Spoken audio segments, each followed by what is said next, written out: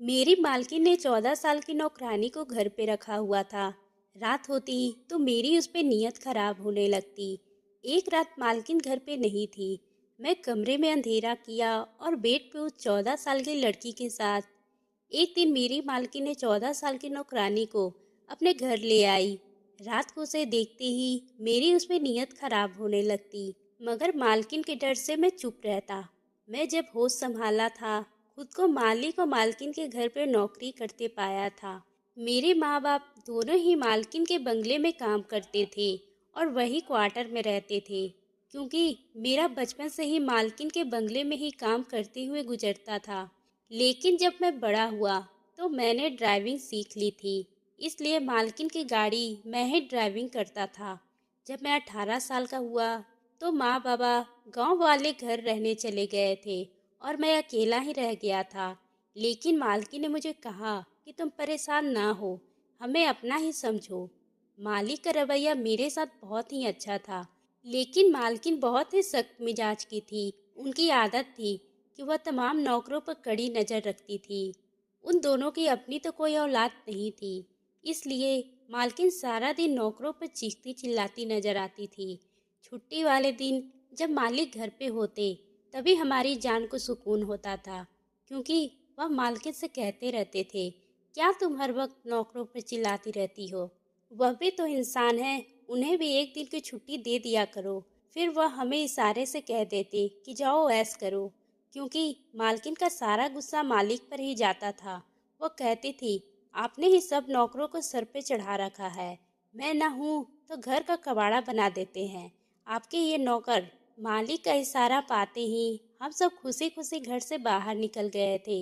मेरे साथ माली और चौकीदार भी शामिल हो जाते थे। हम तीन लड़के सबसे पहले समुद्र जाते, खूब नहाते या एंजॉय करते। 3-4 घंटे बाद ही वापस लौटते थे। मालिक मुस्कुरा कर हमसे पूछते, मज़ा आया छुट्टी में, खूब एंजॉय किया ना? मालिक हमारे बड़े ही खुश मिजाज किस्म के थे, लेकिन मालकिन का तो मुंह सूजा हुआ रहता था। घूर के हमें देखती रहती थी, कहती, कल तुम्हारे मालिक ऑफिस जाएंगे, फिर मैं तुम लोगों को सीधा कर दूंगी।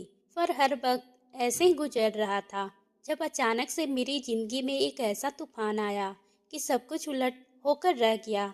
मालकिन ने अपने अपने कामों के लिए एक बड़ी खूबसूरत 14 साल की लड़की रखी हुई थी। इत्तेफाक ये है कि मैं और घर का मालिक और चौकीदार हम तीनों ही जवान थे और 18-20 साल के दरमियान हमारी उम्र थी। और ये वक्त ऐसा होता है कि इंसान अपनी जवानी में कदम रखा होता है और उसे इस चीज़ में दिलचस्पी कुछ ज़्यादा ही होती है। फिर वह लड़की तो बहुत ही खूबसूरत और हसीन थी। जब हम तीनों ने उस सुंदर लड़की को देखा तो हमारे तो होश ही उड़कर रह गए थे। हम तीनों उस लड़की पे दिल हार बैठे थे, लेकिन मालकिन की घुरती नज़र ने जैसे हमें होश की दुनिया में लौटाया था। वो चिल्लाकर हमसे कहने लगी, क्या टुकुर टुकुर देख रहे हो? निकलो यहाँ से बाहर, शर्म नहीं आती घर के बच्चे पर नज़र रखते हुए? ये सुना ही था कि हम तीनों घबरा कर रह गए थे। मैंने कहा, मालकिन ऐसी कोई बात नहीं है, पर मालकिन हम तीनों को ही घर से बाहर निकाल दी। चौकीदार कहने लगा, यार मैं आज तक ऐसी खूबसूरत लड़की को नहीं देखा। मालिक कहने लगा, सच कह रहे हो, लड़की तो वाकई ही बड़ी प्यारी है। ये सुनकर मुझे बहुत गुस्सा आया, तो मैंने बोला, तुम कौन होते हो उस लड़की के ऐसी वैसी नज़र से देखने वाले? शर्म नहीं आती? क्या तुम्हारे घर में औरतें नहीं हैं? मालकिन को मैं तुम लोगों के बारे में बताऊंगा कि मालकिन की नौकरानी के लिए कैसे कैसे बातें कर रहे हो। हालांकि मेरी भी इस लड़की पे नीयत अच्छी नहीं थी, लेकिन मैं यह जाहिर नहीं करना चाहता था। मैं इसे इस नज़रों से देख रहा था। चौकीदार और मालिक मेरी इस बात पे बड़ा सा मुंह बनाकर अपने अपने कामों में लग गए, लेकिन मेरी आंखों में इस लड़की का चेहरा ही समा चुका था। फिर मेरा कोई खास काम भी न था। मालकिन को अगर कहीं जाना होता तभी मैं गाड़ी लेकर बाहर जाता था, या फिर घर के अंदर छोटा मोटा काम कर लेता था। मैंने सोचा कि चलो, मुझे तो वैसे भी घर के अंदर जाने की खुली इजाज़त है, इसलिए इस लड़की से दोस्ती बढ़ाता हूँ। दोपहर का वक्त था और मैं जानता था कि इस वक्त मालकिन सो जाती है, शाम को ही उठती है। मैं लॉन्च में गया तो वहाँ नौकरानी बड़े गुस्से से हक जमाते हुए एक दूसरे नौकरानी से सफाई करा रही थी। कहने लगी, मुझे मालकिन ने कहा है कि अच्छे से ध्यान रखना, इसलिए खबरदार, तुमने जरा से भी सफाई में मस्ती करने की कोशिश की। अच्छी तरीके से घर को चमकाओ। लड़की तो शायद उम्र में 14 साल की थी, पर इस वक्त मुझे मालकिन ये पूरी कॉफ़ी लग रही थी। जैसे इस लड़की की मुझ पे नज़र पड़ी, अपने इशारे से पूछने लगी, तुम यहाँ क्या कर रहे हो? उस लड़की के इशारे में ऐसा लग रहा था मेरे आने की वजह पूछ रही है। मैंने कहा, जी अगर आपको कोई काम हो तो बता देना, दिन के वक्त घर के छोटे मोटे काम भी कर देता हूँ। मालकिन सो रही है, इसलिए मेरी बात सुनकर वो कहने लगी, अच्छा अच्छा ठीक है, आओ मेरे साथ। ये कहकर मुझे किचन में ले गई। पूरा सिंक बर्तन से भरा पड़ा था। कहने लगी, ऐसा करो, पहले ये बर्तन धो लो। और फिर टेबल की तरफ इशारा किया जो किचन में पड़ा था, जिस पर कच्ची सब्जियां पड़ी थी। कहने लगी, इन सब्जियों को काटना और जब सारा काम कर लो तो मुझे बताना, फिर मैं बताऊंगी कि तुम्हें आगे क्या करना है। यह कहते हुए कमर पे हाथ रखे हुए आराम से वहां से बाहर चली गई। मैंने सारे बर्तन धो दिए, किचन साफ किए और उसके बाद सब्जी भी सारी काट ली थी। अभी मैं प्याज काट ही रही थी जब मेरी आंखों से आंसू पानी की तरह बह रहे थे। मैंने देखा वो लड़की किचन में बड़ी तेजी से दाखिल हुई, फौरन से मेरे पास आई और मेरे हाथ से झट से छुरी पकड़ ली। कहने लगी, फटाफट निकलो बाहर, मालकिन आ गई है और किचन में ही आ रही है। मैं तो उसके बात पर इतना घबरा गया था, पता नहीं क्यों। इसमें मुझे फुर्ती से धक्का दिया और मैं जमीन पे जाकर गिर गया था और वो खुद फटाफट कुर्सी पे बैठकर प्याज काटने लगा। अभी ठीक से उठ भी नहीं पाया था कि मालकिन किचन में दाखिल हो गई। मुझे जमीन पे बैठे देखी तो कहने लगी, तुम यहाँ क्या कर रहे हो? मैं तुमसे कहा था ना कि बाहर जाकर बैठो। मैं अभी कुछ कहने ही वाला था कि मैं तो सब्जी काट रहा था। इस लड़की ने मुझे समझाने का मौका ही नहीं दिया। इससे पहले कि मैं कुछ बताता, लड़की कहने लगी, मालकिन मैं तो कब से इसे लड़के को कह रही हूँ, बेफिजूल में बैठा हुआ हो, बाहर जाओ, जाकर देखो, लेकिन ये तो मेरे सर पे सवार है। कहने लगा, अच्छे तरीके से काम करो, मैं यहाँ देखूंगा कि तुम काम कैसे करती हो। फिर कमर पे हाथ रखकर कहने लगी, मैं अभी अभी सारे बर्तन धोई और सब्जी काट रही हूँ और यह बैठा यहाँ देख रहा है काम ठीक से कर रही हूँ या नहीं। मैं तो इस लड़की की शक्ल देखता रह गया। अपने हिस्से के सारे काम वो मुझसे करवाकर मालकिन के सामने यही थी, यूँ जाहिर कर रही थी जैसे कि सब इसने किया हो और सारा किया धरा अपने ऊपर डाल दी। सारा काम मैंने किया था और अपना नाम ले लिया। मैं बेफिजूल बैठा हुआ मालकिन से ये इल्ज़ाम लगा दिया। मैंने कहा, नहीं मालकिन, ये लड़की तो अभी बात मेरे मुंह में ही थी। मालकिन कहने लगी, तुम कौन होते हो इस लड़की पर रौब जमाने वाले? आइंदा से अगर तुम्हें इस घर के अंदर आते देखा तो ये कहकर मालकिन ने मेरा कान पकड़ा और मुझे बुरी तरह से मरोड़ दिया और कहा, घर से निकलो बाहर। मैं घर से बाहर चला गया। माली अपना काम करके शाम को जब वापस घर चला जाता, चौकीदार की ड्यूटी दरवाजे पे बैठा रहता। बस एक मैं था जो घर के अंदर बाहर मेरे चक्कर लगाते रहता। एक बार मालिक ने मुझे रात को किसी काम से बुलाया तो मैं हैरान रह गया, क्योंकि मालिक आजकल दूसरे रूम में सो रहे थे। मैंने वजह पूछी तो कहने लगे, तुम्हारी मालकिन के साथ वो लड़की सोया करती है। मैंने कहा, भला क्यों? तो मालिक कहने लगे, तुम्हें तो पता है तुम्हारी मालकिन की इस घर में बात चलती है। मैं क्वार्टर में आ गया। मुझे लगा कि जो कुछ मैंने सुना है हो सकता है जैसा मैं सोच रहा हूँ बाद में वह ना हो, लेकिन इस लड़की का मालकिन के कमरे में सोना मेरी समझ से बाहर था। हालांकि इस लड़की का रवैया मेरे साथ कुछ खास अच्छा नहीं था, लेकिन फिर भी मैं इस पे अपना दिल हार बैठा था। लेकिन दिन भर तो मालकिन की कड़ी नज़र मुझ पे रहती। जब वो सो रही थी तो मैं किसी तरह से इस लड़की से बात की जाए, क्योंकि रात को भी मालकिन उसे अपने कमरे में सुलाती थी। मैं बार बार ऐसा मौका ढूंढता कि जिससे मेरी इस लड़की से बात हो जाए और बात बन जाए, लेकिन मैं जानता था कि मालकिन ऐसा होने नहीं देगी। एक बार मुझे इस लड़की से बात करने का मौका मिल गया। मालकिन दोपहर में सो रही थी। मैं चुपके से लौंच गया और तमाम नौकर इस वक्त काम करके अपने घर जा चुके थे। वह लड़की किचन में फ़ोन पर किसी से बातें कर रही थी। मैं धीरे से चलता हुआ किचन में गया, उसके बिल्कुल पास जाकर खड़ा हो गया। शायद वो अपनी माँ से बात कर रही थी। कहने लगी, सब कुछ बहुत अच्छा है, मेरा बहुत ख्याल रखते हैं, आप मेरे लिए परेशान ना हो। इस बात पे लड़की का लहजा बहुत ही धीमा सा था। वह मीठे लहजे में बात कर रही थी। उसकी आवाज़ मेरे कानों में रस घोल रही थी। फ़ोन बंद करके जैसे वह पलटी, मुझसे टकराते टकराते बची। मैं भी घबरा सा गया था।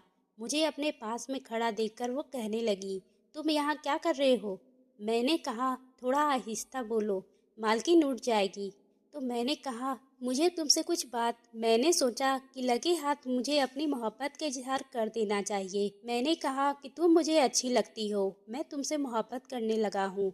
ये सुना ही था कि उसने एक जोरदार थप्पड़ मेरे मुंह पर मार दिया और कहा, तुम आईने में अपनी शक्ल देखे हो? तो इतने में इसका तेज लहजा सुनकर मालकिन भी किचन में आ गई। मालकिन ने मेरी बात को बताने लगी। उसके बाद तो मालकिन ने आओ देखा न ताओ और मुझ पे डंडे बरसाने लगी। उसके हाथ में बेलन ही आया था। उन्होंने मुझे बेलन से ही मारना शुरू कर दिया। कहने लगी, तुम्हारी हिम्मत कैसे हुई मेरी बात करने की? मैंने कोई गलत बात नहीं की थी, सिर्फ अपनी मोहब्बत का इजहार ही तो किया था। वह लड़की चाहती तो मुझे इनकार कर सकती थी, लेकिन उसने तो।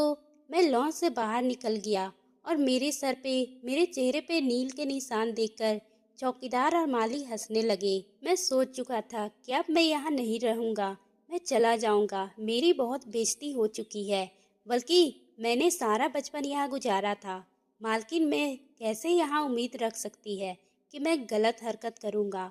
मुझे बहुत बुरा भला कह वह लड़की रोते हुए मुझ पे इल्ज़ाम लगा रही थी। मुझ पे झूठा इल्ज़ाम लगाती रही। मैं तो सिर्फ उसे अपनी मोहब्बत का इजहार करना चाहता था, इसकी रजामंदी जानना चाहता था। मेरा कोई गलत इरादा ना था, लेकिन इससे मुझ पर जो इल्ज़ाम लगाया वो गलत था। मैं नहीं जानता था कि अब मैं कहाँ जाऊँगा, कहाँ नहीं, लेकिन मैंने अपने 4 कपड़े बैग में डाले और उस घर से बाहर निकल गया। इसी वक्त माली की गाड़ी दरवाजे पर पहुंची। मुझे यूं बैग में पड़ा देख वो फौरन गाड़ी से नीचे उतरे और कहने लगे, तुम कहाँ जा रहे हो? मैंने अपने जाने का कारण दिया। मालिक अपने घर में मेरा दाना पानी खत्म हुआ। ये सुना ही था कि मालिक बिल्कुल उदास होकर कहने लगे, क्या है? मैंने सारी बात मालिक को बता दी। यह भी कह दिया कि मैं अब यहाँ नहीं रहूँगा। मालिक ने मुझे बहुत समझाया कि तुम यहाँ से कहाँ जाओगे। मैं खुद तुम्हारी मालकिन से बात करूँगा, उसे समझाऊँगा। लेकिन मैंने कहा कि इस लड़की ने मुझ पे इल्ज़ाम लगाए हैं और मालकिन ने भी इस बात पे भरोसा कर लिया है। मैं यहाँ नहीं रुक सकता, मुझे अपनी इज्जत बड़ी प्यारी है। मैं इसी बंगले के करीब एक पार्क में जाकर बैठ गया। काफ़ी देर रोता रहा। मुझे अब इस लड़की से नफरत सी महसूस होने लगी थी। मैं वही पार्क के बीच में बैठा था कि मेरे पीछे वाली सीट पे 2 जवान आकर बैठ गए। जो बातें उन दोनों नौजवान की वह सुनकर मेरे होश उड़ गए। कुछ देर तो मैं इसी कशमकश में सोच रहा था, क्या करूं? इस तरह मालकिन ने मुझे जलील किया था। जी तो चाह रहा था कि मैं उन्हें उनके हाल पे ही छोड़ दूं, लेकिन फिर मैं अपने बाबा की बात याद आने लगी। मालिक के नमक का हमेशा वफा निभाना, उनसे गद्दारी मत करना। जब मैं इस फैसले पे पहुंचा तो रात हो चुकी थी, इसलिए मैं वापस मालिक के घर आ गया। लेकिन उस वक्त तक रात हो गई थी। चौकीदार ने मुझे ना रोका था। मैं जल्दी से अंदर आया तो मालूम हुआ कि मालकिन घर पे नहीं है। फिर मुझे उनके कमरे से औरत की आवाज़ कैसे आ सकती थी? मैंने जैसे ही कमरे का दरवाज़ा खोला तो सामने मालिक के साथ 14 साल की लड़की को देखकर मेरे होश उड़ गए। मैं यहाँ तक एक चौंका देने वाली खबर देने आया था, लेकिन मैं खुद चौंक कर रह गया था। मालिक मुझे देखकर कुछ घबरा से गए थे। उस लड़की का भी रंग उड़ गया था। मालिक कहने लगे, तुम तो नौकरी छोड़कर जा चुके थे। मैंने कहा, जी हाँ, लेकिन मैं आपके घर के बारे में एक ऐसी खबर सुनी थी, मुझे वापस आना पड़ा क्योंकि मैं आपके घर का नमक खाया था। आपको नुकसान नहीं देख सकता था, मगर मैं नहीं जानता था कि यहाँ ये सब देखने को मिलेगा। मेरी बात सुनकर मालिक कहने लगे, मेरी इस लड़की से शादी हुई है और ये शादी तुम्हारी मालकिन ने करवाई थी, पर तुम लोग को ये खबर नहीं दी गई थी क्योंकि तुम्हारी मालकिन ने मना किया था। उसे औलाद चाहिए और ये देखने में भले ही 14 साल की है, वैसे ये 20 साल की लड़की है, लेकिन तुम्हारी मालकिन को ज़्यादा खराब न लगे, इसलिए मैं दूसरे कमरे में सोता था। फिर कहने लगे कि तुम बताओ क्या बताने आए थे। मैंने कहा कि जिस पार्क में बैठा था वहाँ पीछे दो लोग ये बातें कर रहे थे कि आज आपके घर चोरी करने आएंगे। मैं बस यही बताने आया था। मेरी बात सुनकर मालिक ने फौरन पुलिस को खबर दी और पुलिस के दो हवलदार घर की हिफाजत के लिए घर पर आ गए। वह दोनों नौजवान चोरी तो करने नहीं आए थे, लेकिन मालिक की चोरी पकड़ी जा चुकी थी। उन्होंने कहा, तुम बस अपनी जुबान बंद रखना, अभी तुम्हारी मालकिन ये सब सुनने के लिए तैयार नहीं होगी, लेकिन जैसे उसे पता चलेगा कि मैं बाप बनने वाला हूँ, वह खुद ही इस लड़की को अपनी इस घर पर पूरा हक देगी। मैंने ठंडी आह भरी हाँ में सर हिला दिया था। आखिर वो लड़की कभी मेरी एक तरफा मोहब्बत रह चुकी थी। तो दोस्तों, आपको ये कहानी कैसी लगी? अगर पसंद आई हो तो आप हमारे चैनल को सब्सक्राइब करना ना भूलें और बेल आइकन को भी प्रेस कर लें, ताकि हम आपके लिए इसी तरह की दिलचस्प कहानी लाते रहें।